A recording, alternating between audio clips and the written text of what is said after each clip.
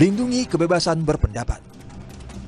Konstitusi menjamin kebebasan warga negara untuk berkumpul dan menyatakan pendapat.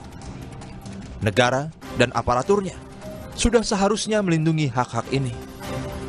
Untuk itu, kita perlu mengapresiasi polisi yang dengan cepat menangkap para pelaku pembubaran paksa acara diskusi silaturahmi kebangsaan diaspora bersama tokoh dan aktivis nasional di Hotel Grand Kemang, Jakarta Selatan pada Sabtu 28 September lalu. Acara yang dihadiri sejumlah tokoh publik ini dibubarkan paksa oleh sekelompok orang. Para pelaku pembubaran diskusi merangsek masuk ke ruangan diskusi dan merusak properti dan menganiaya sejumlah orang. Alasan mereka, diskusi tersebut tidak berizin dan memecah belah persatuan. Padahal, menurut Perhimpunan Hotel dan Restoran Indonesia, prosedur izin dan keramaian telah dipenuhi. Semua dokumen yang dibutuhkan sebagai persyaratan penyelenggaraan di ruang publik seperti hotel sudah diserahkan kepada polisi. Perhimpunan Hotel dan Restoran Indonesia ikut menyesalkan tindakan anarkistis para pelaku, karena salah satu yang paling dirugikan dari kejadian ini adalah pihak hotel. Selain merugikan, tindakan pembubaran diskusi di sebuah hotel juga mencoreng reputasi hotel-hotel Indonesia sebagai tempat publik yang ramah bagi tamu domestik dan mancanegara.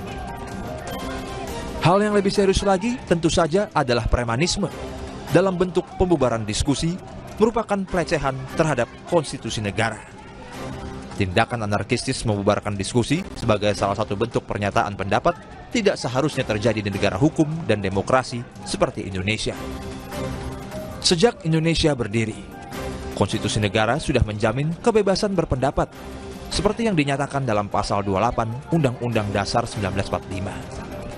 Amandemen Undang-Undang Dasar 1945 memperkuat jaminan tersebut lewat pasal 28E ayat 3 yang menyatakan setiap orang berhak atas kebebasan berserikat, berkumpul, dan mengeluarkan pendapat. Polda Metro Jaya memang telah menangkap 5 orang yang diduga bagian dari pelaku pembubaran diskusi pada Minggu 29 September kemarin. 3 diantaranya sudah ditetapkan sebagai tersangka. Polisi pun masih memburu pelaku lain yang diduga terlibat dalam pembubaran acara diskusi ini. Bahkan kepolisian menyatakan akan memeriksa aparatnya secara internal.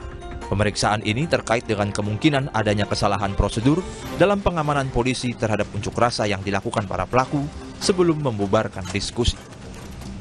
Sudah seharusnya negara lewat kepolisian melindungi hak-hak rakyatnya. Di masa depan, jangan sampai ada lagi tindakan-tindakan yang mengancam kebebasan berkumpul dan mengeluarkan pendapat.